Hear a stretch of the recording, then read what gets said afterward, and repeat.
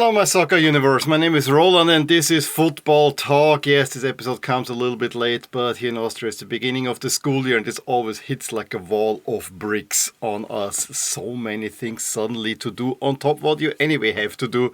So yeah, I need to find some time to finally record this. And yeah, I know it's probably a day late, but still, we can talk all about World Cup qualifying. Maybe have an even better perspective now that everything has settled. And when I just look at the European games, and there was plenty of great stuff elsewhere as well, we'll get to that in the second part of this episode. But when I just look at the European games, boy, were there some crazy results in there. Especially the Italy group. I mean, there was one game with 9 goals and one game with 12 goals. I mean, it lifted. The Italy group single-handedly lifted the goal average well above 3. Absolute crazy stuff.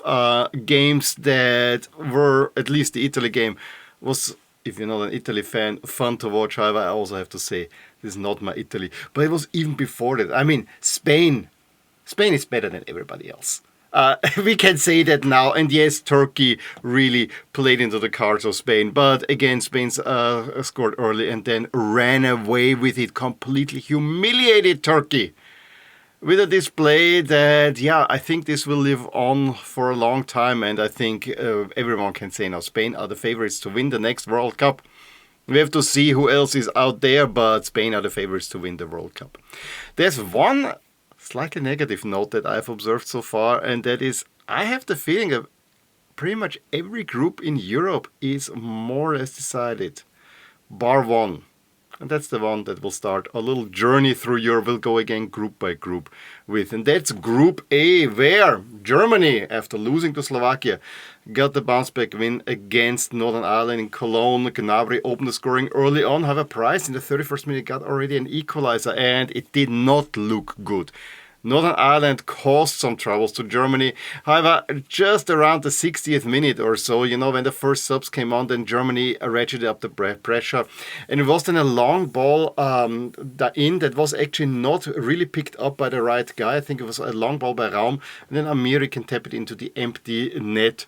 And that was 2-1 for Germany. Add to it just 3 minutes later, Florian Wirtz converting finally a free kick. And, converting finally is that he finally scores. He finally got something going. It was a beautiful free kick. And Germany off in the running. And it could have been even better for Germany since Luxembourg actually dominated Slovakia. That came unexpected and had the better chances. However, it's then a late Rigo goal that sees Slovakia as the winners there. And Slovakia, of course, stay now top of the group and have roughly the same chances of qualifying for the World Cup as do Germany.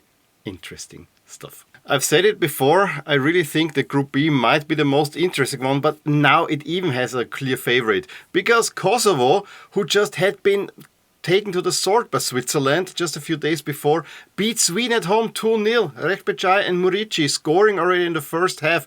Really bad performance by Sweden. And so it is now Switzerland who take full control of this group by beating Slovenia 3-0 at home. Again, all goals scored in the first half. Elvedi and Bolo Ndoye. Switzerland really hitting the next level. And I think they are slowly going towards the top tier in Europe. I mean, they have already been steady. But now they look like they're a real threat. I mean, I'm not saying for a World Cup, they're not up there with Spain. But let's face it, Switzerland arguably should have made at least the semifinals of the last Euros. And this team is starting to feel itself. So watch out for Switzerland. In the last episode, I called Denmark for that. Well, they proved me wrong. Going to Greece. And I really thought that Greece can do something here. Going to Greece and soundly beating them 3-0. Damsgaard opening scoring after there were already plenty of chances, plenty of pressure on the Greek defense. Christensen and Højlund adding 2 more. Denmark already a little bit in control of this group, but this is one of the few groups that is open, like Group A with Germany and Northern Ireland. This group is open because Scotland also get a 2-0 away win at Belarus with Shea Adams and then an own goal contributing to that win. So Scotland-Denmark level on points, and yes, Scotland will still host Denmark, so potentially something there. Greece, of course, will have now a hard time of really getting back into it. Any hopes of Ukraine really making a dent in the World Cup qualifying and at least going into the playoffs have gotten a huge damper by only playing 1-1 at Azerbaijan, an Azerbaijan team that has been flattened by Iceland just a few days before. Sudakov gave Ukraine the lead, however then they give a penalty away that Mahmudov converts, and Ukraine in the latter stages, despite trying, cannot really find a winner. And then Iceland took a surprise lead at France. Really weird, because there was a lot of pressure on Olise, who plays it then over to Gudjonsson, who can put it into net in the 21st minute. However, then there's a clear penalty given away. Mbappé converts. And then another really deep ball, I think by Chouameni, that was meant for Barcola. However, the runs goes in such a way that it goes to Mbappé, who then finds Barcola, who can tap it in the 62nd minute. Chouameni is then shortly thereafter sent off with a red card. So it was more a labored win, but the 3 points are with France, who now are, of course, in full control of their group. And full control is what you have to say for Spain. I mean, I already said in the opener, Spain winning 6-0 in Turkey. To me, this is the exclamation point to end all exclamation points. You thought this is the game where Spain will struggle the most. This was, on paper, their most difficult game. And after 6 minutes already, Pedri with a wonderful shot makes it 1-0. Yes, better defending could definitely have helped. And Turkey really tried to play with Spain. Had actually one chance where I think they missed just wide, but it would have been offside. But just watch the second goal. I mean, so many touches. It was like in training. Push, and Merino puts it in. 22nd minute, it's 2-0 for Spain, and Merino adds a third in the first half, and it could have been worse. This could have been double digits if Spain really wanted it. Ferran Torres, 53rd. Merino again, 57th. And then another nice shot by Pedri in the 62nd. I think the third goal by Merino was also a really nice one.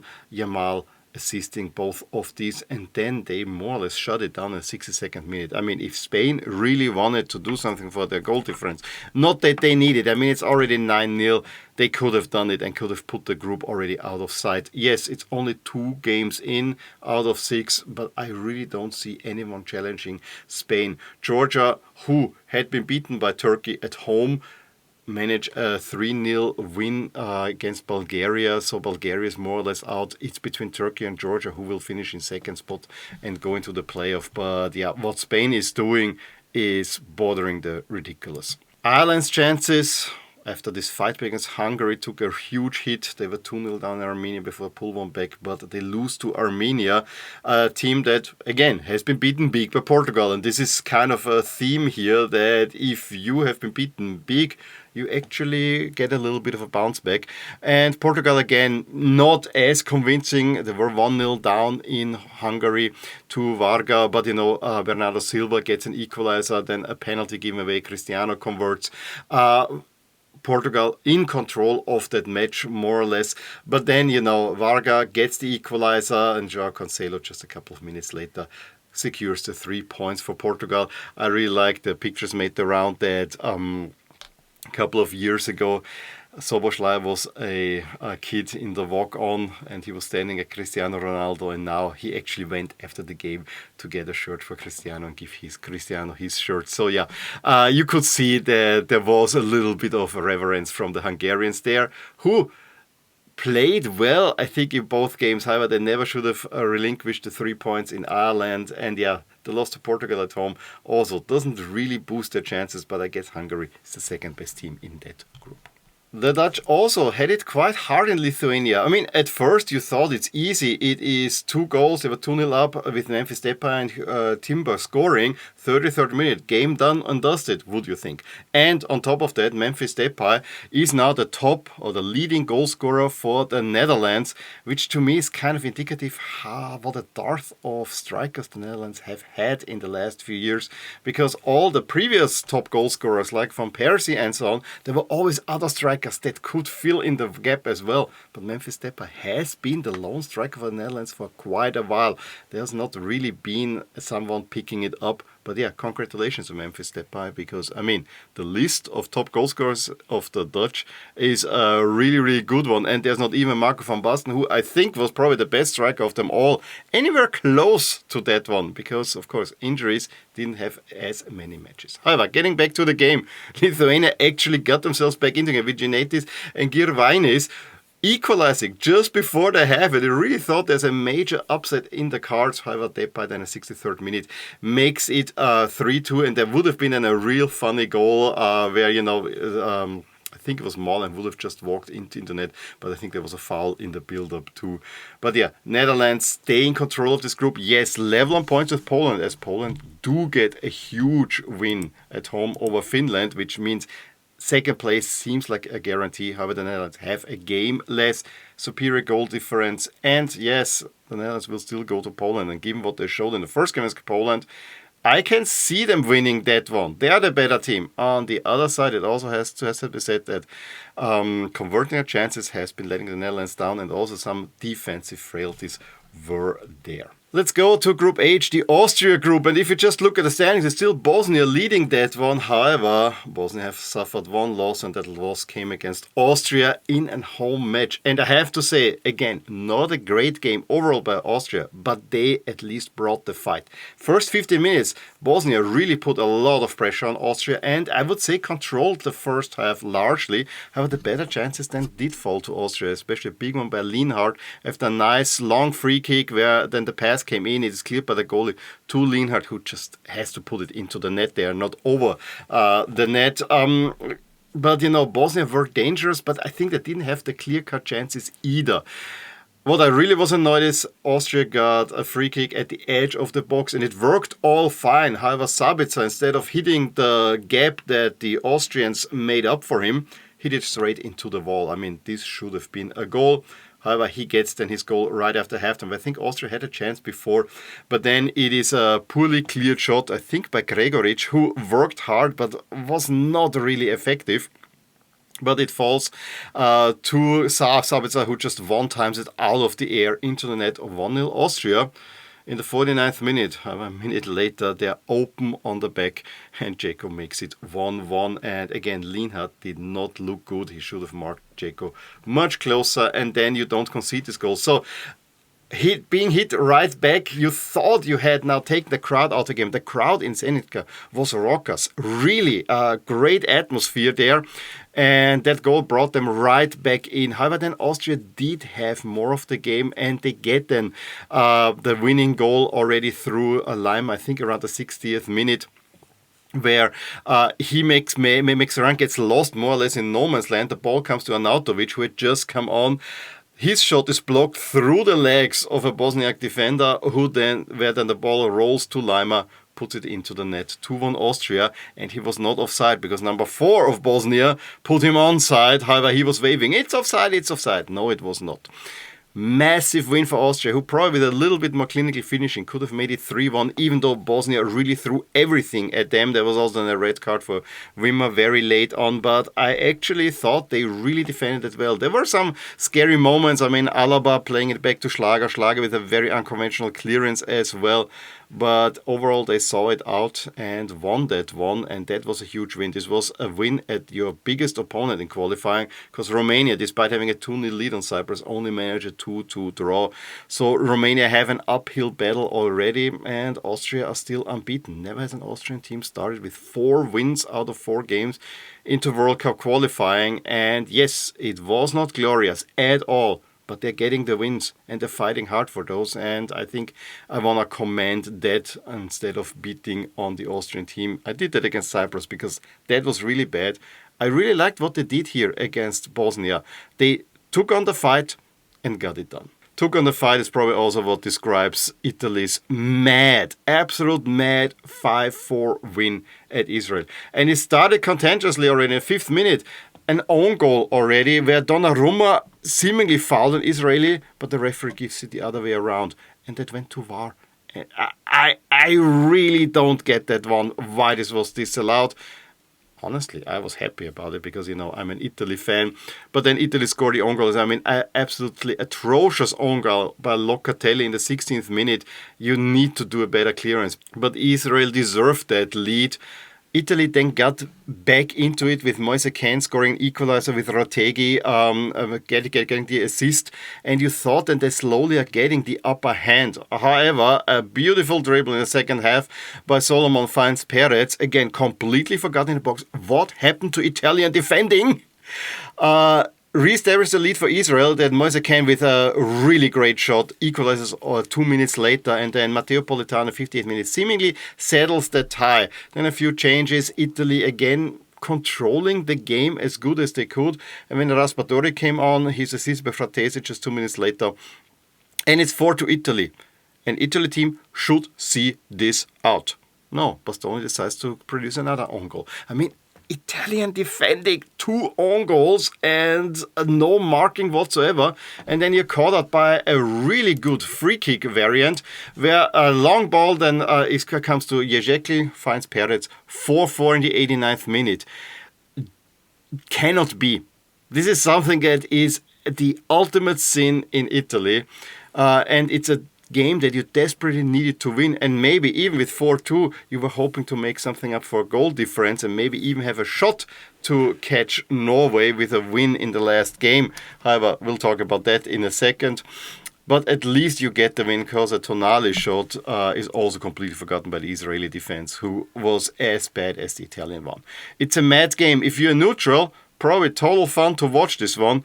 But what is happening to Italy? It's, yes, at least they scored 10 goals in 2 games. I give them that. But you need to keep it tight on the back. I was really disappointed by that performance. And then any hopes of winning the group, I mean, now you have to hope that Norway is tripping up, were completely dashed by Norway beating Moldova by the teeny scoreline of 11-1. And only 4 goal scorers plus an own goal. Haaland got 5 in that one. And then Oscar comes on the 64th minute and scores a hat-trick himself. I think he even gets a 4th goal there, although I see now one is given as an own goal. Absolute dominant. I mean, Norway really took the wind out of Italy's qualification right there. Italy need to now look to finish second. And yes, with that win against Israel, you at least do that. But you won't catch Norway. Unless Norway somewhat trip up. We'll talk about games coming up in just a sec. But yeah, Norway look very set qualifying for the World Cup already. Then, last 3 groups, a little bit less. Belgium beating Kazakhstan 6-0 at home. In control, yes, Northern Macedonia, Wales could give them some trouble, and it looks relatively tight, but Belgium is the best team there. Already have a good goal difference as well. De Bruyne being the star with scoring 2 goals. Doku also to score 2 goals. Raskin and Meunier in there. England finally show a good performance at Serbia, who play now in blue. I cannot tell you how much collector's anxiety that blue jersey gives me. Now I need to find an old Yugoslav shirt, because that blue jersey is not even all that pretty. But in any case, England were dominant and finally get the breakthrough in the 33rd minute, and through Harry Kane. 2 minutes later, Madueke makes it 2-0. Game done and dusted. And I think this was finally a convincing performance by England. And that they can put 5 past Serbia and only 2 against Andorra tells you that they are only jumping as high as they need to, and maybe have a little bit harder time breaking down an opponent that is a little bit tight on the back. Serbia defensively, not that great. Konsa, Gehi and Rashford with penalty add 3 more. England more or less qualified for the World Cup already. And same thing can be said, I think, for Croatia, who took an early lead. Modric assisting Jakic in the 35th minute. Great shot there as well. And then Bulatovic is sent off for Montenegro. So Kramaric, an own goal, and Perisic add 3 more. Yes, the Czechs, if they beat Croatia at home, have a chance, but they suffered already. This big home lost goal difference is not speaking in their favor. So I think Croatia are set to go to another World Cup. Now, I wanted to just look at the second place teams, not because the ranking speaks volumes, because we see there are quite a few teams already that should be in control of their group, like Belgium and Austria. However, it also shows the format of this. We have a playoff where there will be, I think, 4 paths being formed, so 16 teams in there, and there's a seeding system. And the seeding is not on what you do in the group, the seeding is only by the FIFA rating. So every second place team will be ranked according to the FIFA ranking. And so we see, for instance, Belgium, Italy, Austria, Poland would be seeded, and the next seeded team would be Czechia, Scotland, Georgia, Albania, and so on and so forth. And the final 4 spots will then be given through the Nations League, where at the moment will be Germany, Wales, Sweden, and Romania. So winning your group in the Nations League would at least give you a path into this playoff. So that's what I wanted to mention there. Then we look at the next set of matches. This is match day 7. We go back into October. So mid-October will be those fixtures. We have on the first match day, it's not a really big games. I mean, Czechia, Croatia is probably the most interesting one there. Austria will host San Marino, Cyprus against Bosnia. I have some hope that, Cyprus will take points of Bosnia, but we gotta see about that. Sweden, Switzerland, it's the last-ditch chance for Sweden, I have to say. France will probably win against Azerbaijan. Ukraine need to do something against Iceland. But I have to say, probably the most interesting was Northern Ireland against Slovakia. Can Slovakia keep it up? They need to win now if they want to stay ahead of Germany. And then, the last one, watch Spain against Georgia for just pure footballing madness. I have some hope that Israel could do something against Norway, but I don't see it. Serbia, Albania, that's a heated duel. We also have Portugal, Ireland, but Ireland are already out. So I have to say, match day 7 doesn't promise a lot of great fixtures, but you never know what could happen.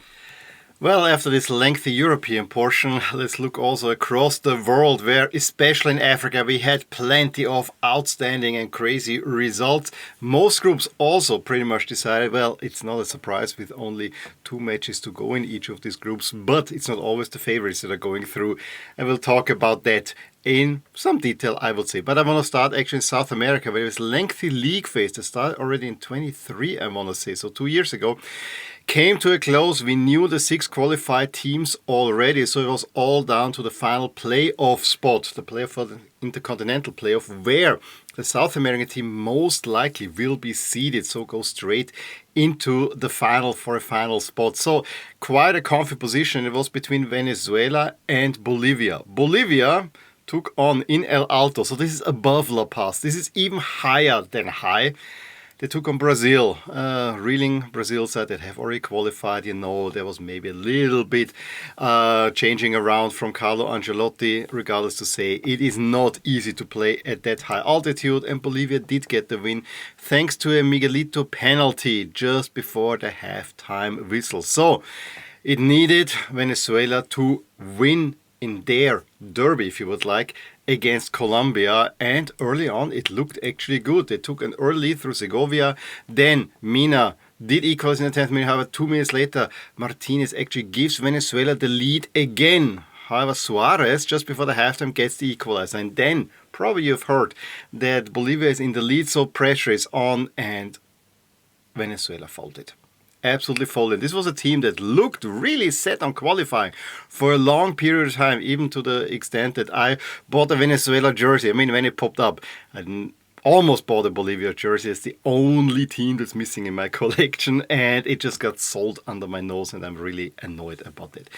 In the end, Suarez scores 2 goals in the 50th and 59th minute, taking out all the air of this rivalry, and gets an even third one, and his 4th on the night in the 67th minute. So absolute destruction of Venezuela there.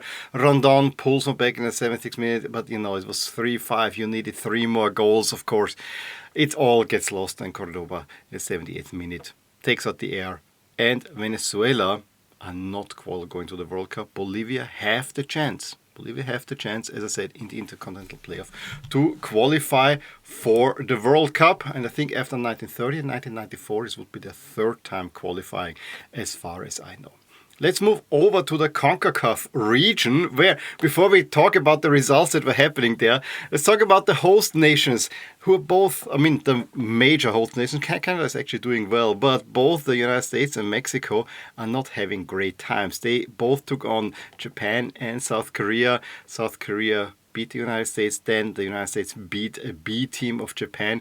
Whereas, against Korea, Mexico managed a draw, but they lost against Japan. So all of these hosts, I can see the discussions in there. However, I want to say, please, again, be calm. Ahead of the World Cup, if you don't have any qualifying, it usually does not look well. I always will remember how Germany in 2006, ahead of the World Cup, they all wanted Klinsmann to be fired and so on, and Germany did quite well. Same thing goes for France in 98. And I think there is a pattern there at the World Cup.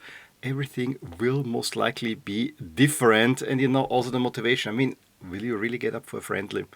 That's just my take on it. But let's look at the 3 groups where we get 3 direct qualification spots. And there are also already a few surprises in there. Because what many consider the 4th best team in CONCACAF, Panama, again only managed a draw at home against Guatemala.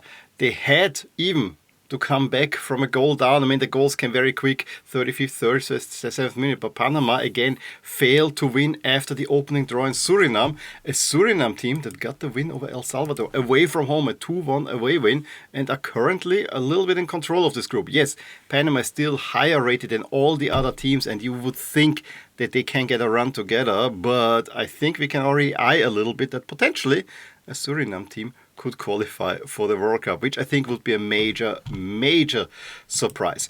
In Group B, Jamaica are fully in control after 2-0 over Trinidad and Tobago. Curaçao actually are now in 2nd place, getting also a win after an opening draw against Trinidad. They beat Bermuda 3-2 at home. And then another group where Honduras, surprisingly, are now in the lead after Costa Rica. Despite having a 2-0 lead against Haiti, only managed a 3-3 draw. They were in 3-2 down. After missing a penalty, Nazon then converts on the rebound. Nazon himself gets the equalizer and the go-ahead goal. Vargas, who scored the opener goal already in the 1st minute and in stoppage time, salvages a draw for Costa Rica. Win now. They are already 2 points behind Honduras, who get a 2-0 win over Nicaragua with Kyoto and Vega Orellana scoring the 2 goals. The format is the top 3 teams go through, and then the 2 best second place teams go into the intercontinental playoff, and then it is decided based on the FIFA ranking. Let's go over to Africa, and again I want to go group by group. This was a round, honestly, where I have to say I knew that there will be some big games, but basically all the top clashes were played in this round. So this was a decisive round, and I couldn't see anything live, unfortunately. However, I was smart enough to look kind of results, and I saw, whoa, there is a top clash: Egypt, Burkina Faso, Senegal, Congo, South Africa, Nigeria. They're all being played right now. And I was following them on, just the live screen to see what's going on, because this was really, really exciting. In Group A, Egypt, whole serve, playing a 0-0 against Burkina Faso, were even the better teams. With a win, Egypt would have qualified. With the draw, they're in a very, very strong position. Senegal looked to be in real trouble. We already said that Sudan is more or less out of the running already, and they lost again, I think, at Togo. However, it was in the DRC and Senegal, and the DRC had a 2-0 lead by the 33rd minute with Bakambo and Wissa. However, Gay pulls one back in the 39th minute, so it's 2-1, and then Nico Jackson right after that gets the equalizer, and Sarr in the 87th, the winner for Senegal. An absolute humongous win. A draw probably would not have been enough, to be honest. A win was what Senegal needed to be fully in control of this group. They have not been in control of this group throughout the entire qualification campaign. Now they're finally in 1st place, and with 2 wins in the upcoming games, they can see that out. However, it's not quite done yet. Same thing goes for South Africa, who also hold serve like Egypt. And this is a theme throughout this Africa portion of the podcast. I mean, yes, there were a few games where we got wins, like the Senegal one, and we'll talk about 2 more that were big, but most of the time the big teams hold serve by playing out a draw. We had South Africa playing a 1-1 at home against Nigeria, but they were the better team, took the lead through a Trostekong own goal. Bessa equalizes, and Nigeria really needed that win. Even a 2nd place is most likely not enough, so Nigeria most likely not at this World Cup. South Africa looking in a really strong position now, holding a 3-point lead over Benin, 6 points over Nigeria. Goal difference looks good. So I think with a win and a draw, South Africa are through, and we have not seen South Africa World Cup, I think, since their own World Cup in 2010, and I think they haven't qualified directly since 2002. So would be fun to see South Africa back at the world stage. Then the result that everyone's talking about: Nigeria are out. Cameroon are hoping for the playoffs because they lose at the Cape Verde 1-0, a great goal by Roger Livramento. And this result honestly came a little bit surprising, because earlier in the qualification campaign, Cameroon beat the Cape Verde Islands at home 4-1. I thought that Cameroon will be the stronger team. And yes, Cameroon have been dropping points too often. That's why they were behind the Cape Verde. I didn't necessarily see them losing. I still thought they could qualify. With this result, it doesn't look good. And Cape Verde now are only a win away. And they play against the last place team, Eswatini. So this is going to happen. Cape Verde will be at the World Cup. And Cameroon, will look at that in a sec, will probably have a hard time even getting into the playoff. Because now you need wins and you need goals. At least goal difference doesn't look that badly. Massive wins for Cape Verde Island. Will probably qualify the first time. We know about the Cape Verde already. I mean, they are digging into their Portuguese past as well to get players, but it is a small archipelago off the coast of Africa, and they have made some noise already at the AFCON twice reaching the quarterfinal, and especially against Cameroon, they usually have performed well. So major story. It would be fun. They might actually be the smallest team to ever qualify for a World Cup. Morocco are already qualified, and I still don't know what will happen to the second place team. At the moment, it's Tanzania, but even if you would take out the last place results for each group, Tanzania still would not qualify as a second place team for this playoff. More on that in a bit. So I guess that's why we have not made any decision yet. Morocco really cruising through that one. Then another one where the Côte d'Ivoire or the Ivory Coast held serve by playing a 0-0 at Gabon. If Gabon wanted to qualify, they probably should have won this one. Again, they was a very tense and even affair overall. When I just look at the stats, more possession for Gabon. Yes, they probably had to do more, but if I look at the shots, more shots in general for the Côte d'Ivoire and also equal shots on target. So the current African champions with a point ahead. Yes, they cannot afford to slip up, but I think the group is favorable enough to actually see this one out. We haven't seen the Côte d'Ivoire for a while. Wasn't it 2014 that it was last time at the World Cup? So would be nice to also see them back. Also holding serve is Algeria with a 0-0 at Guinea. Well, Algeria with a win would have already qualified, but they are looking really in a strong position. They have a 4-point lead with 2 games to go. I think Algeria will go through already through Tunisia, beating Equatorial Guinea 1-0 away from home. The goal came super late, 94th minute, but that goal sealed the passage through to the World Cup for Tunisia. And also Ghana look in a really strong position. This was a Ghana team that actually for a long time was not looking that strong. They were even the first seed in there, in the draw, I have to say. They go and beat Mali at home 1-0. Mali team that has been a disappointment in this qualifying campaign. Madagascar potentially could catch Ghana, but I see Ghana going through. Better goal difference, 1 win away. Think Ghana will be back.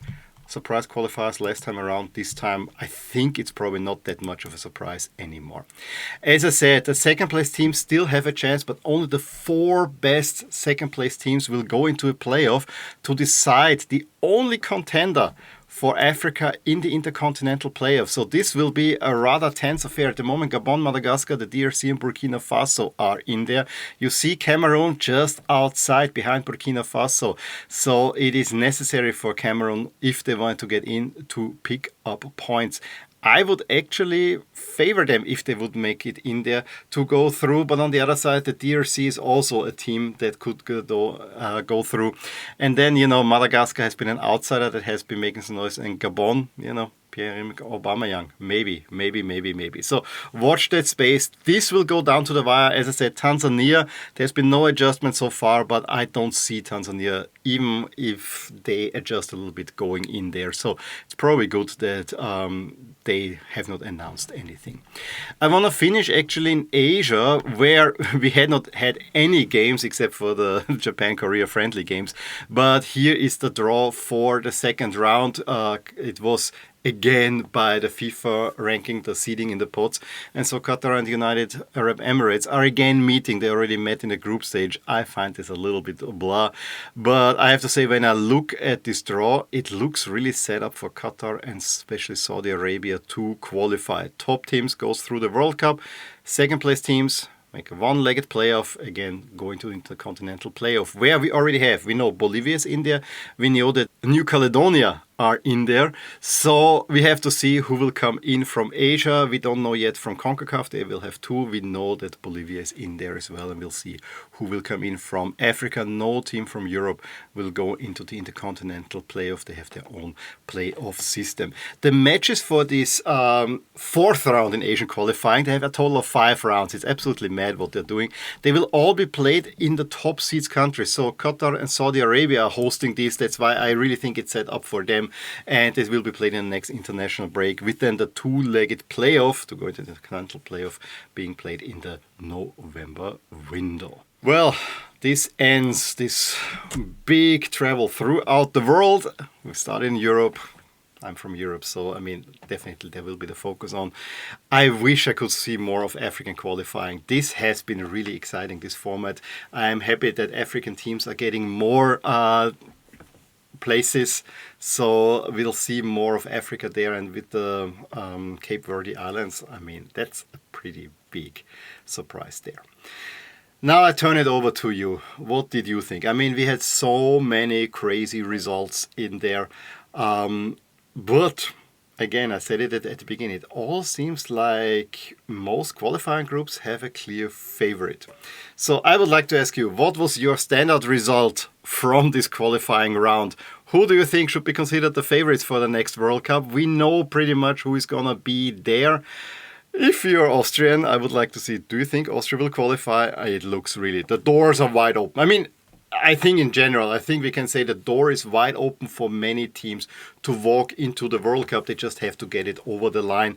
And it's now bang, bang, bang, bang, bang, October and November window. Speaking of windows, there was another big announcement that the September window will be gone and the October window. This will be now folded into one big window with 4 matches. We still will have the March, the June, and the November window, but honestly I think we should condense these 2 as well. I think the June fixtures should go into March, if you were to ask me, and then we have a long stretch. I would even say fold the November window in there as well, so you really have it bang, bang, bang, bang, bang. Although having so many games played in a very short time, I'm not also sure how good that is. I actually think putting the September window in the October slot is not a bad idea, because many leagues just got started, so many players are not doing that well so far, and that might skew things a little bit. So having the season in Europe start and then go into this window with national teams, everyone at full fitness and already in the roll of things, I think this will help, because September window very often throws up weird results, as we have seen. Any case, give me a thumbs up if you really enjoyed this relatively long podcast episode, but you know, I had fun doing it. It was a little bit late. Please tell others, in case you enjoyed this podcast episode, about this podcast. You know, let's grow the viewership of this one, because it makes fun and it will keep me motivated to keep on doing this podcast episode, and keep on watching the beautiful game. I'll talk to you soon. Bye.